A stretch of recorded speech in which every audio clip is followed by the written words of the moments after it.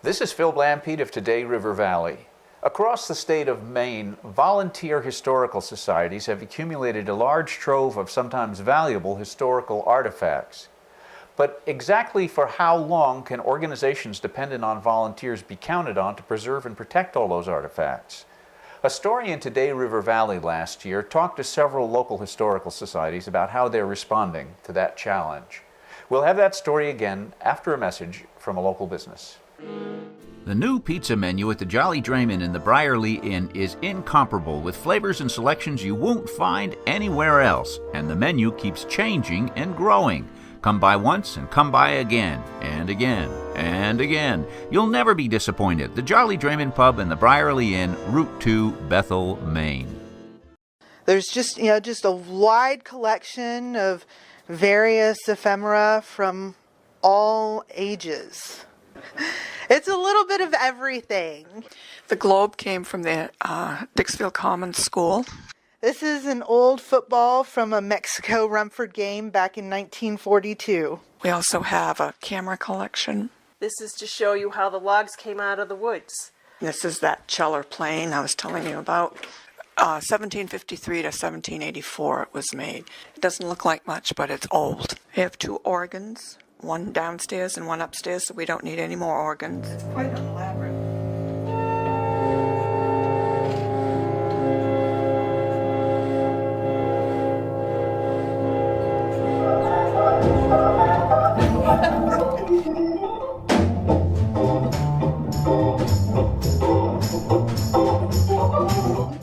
It's just a really cool item of history that shows all the people when they checked in to the hotel. And it has the name, where they're from, the date. See, this was December 13th, it looks like, 1891. Maine has well over 200 local historical societies, with over 24 in Oxford County alone. These are not just groups that meet and talk about history. In Maine, they customarily assemble large collections of historical artifacts and often acquire buildings to house their collections. There are hundreds of thousands of historical artifacts in local collections all over the state, worth possibly hundreds of thousands of dollars. But these collections are in the hands of organizations who depend on volunteers, and as volunteers age or lose interest, the question then becomes, who will take care of these historical items if the society loses so many members it has to dissolve? Does the past have a future, or will it all wind up in the local landfill? In western Maine, many local historical societies have grappled with this dilemma. Some have solved the problem, some are still struggling.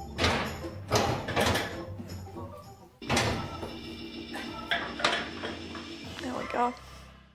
There's a huge number of local historical societies across Maine, so many of them each of them has their own temperament, their own issues, their own strengths, their own challenges. My name's Steve Bromage. I'm the Executive Director of Maine Historical Society. I really look at those collections as probably some of the most undervalued or underutilized local resources within a community, so I think there are a lot of strategies that communities and local historical societies can take to making sure that those historical societies are strong.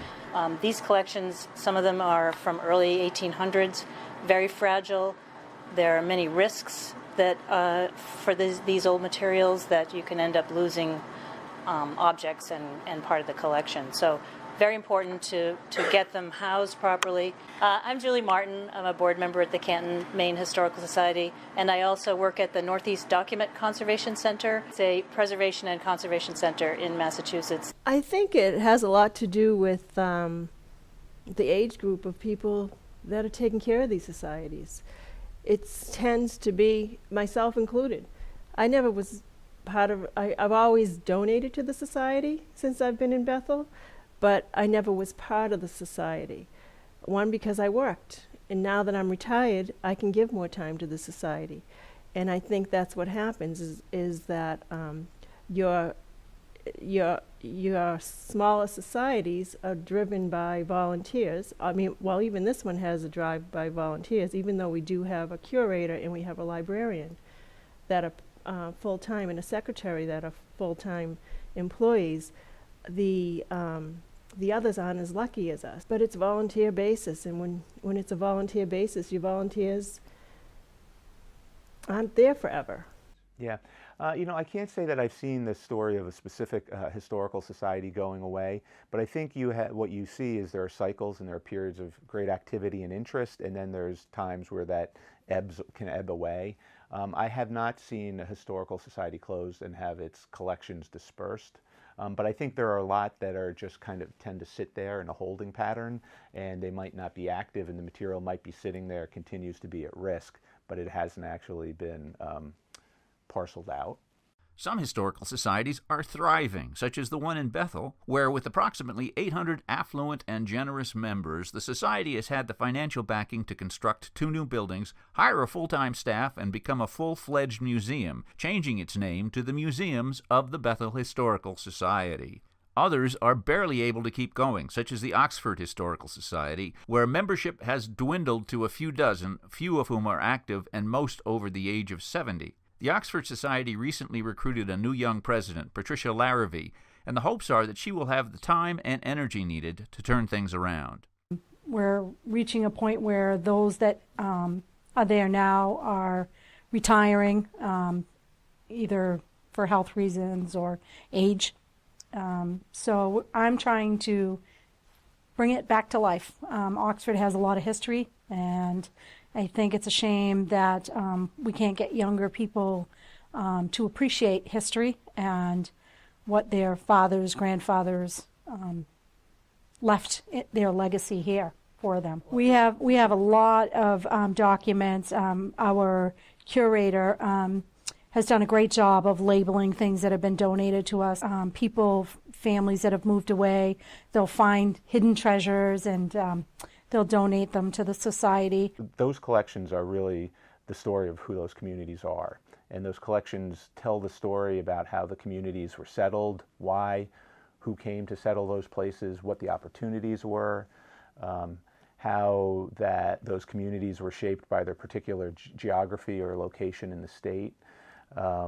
So it's really their stories, and I think in terms of individuals' identity and sense of self, that starts with community. So those collections tell those stories unbelievably well. But we do have organizations and businesses here in the town that, we don't, that don't want to see us fail. They really want to try to help us, but we have to get better at bringing in new members and getting the word out that we are here and that we do have a lot of history, and we have a museum here.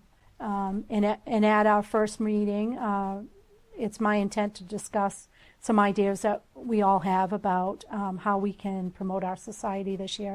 I'm not from Maine, and when I moved here, the first thing I did was go to the Mexico Historical Society Monday potluck to meet people from the community and learn more about the community that I now lived in. It was a decidedly older population, but I really felt like I fit right in. In Mexico, Maine, Caroline Mitchell is another example of a younger person recruited by members to be their president to try to revive a struggling historical society. I think it's because I came to every meeting. I was active in the historical society and I had ideas. I was younger and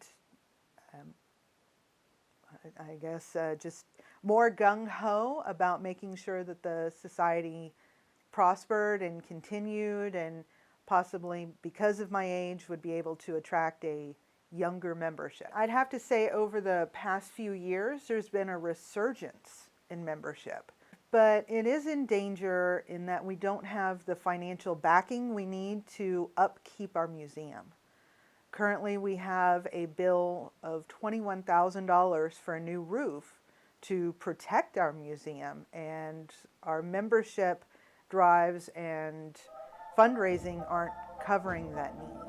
There are ways to shore up small-town historical societies and their collections of historic artifacts. One comes from the largest historical society in the state, the 196-year-old Maine Historical Society in Portland, which is backing up local societies with an internet-based program called the Maine Memory Network. We'll show you the Maine Memory Network in the next segment.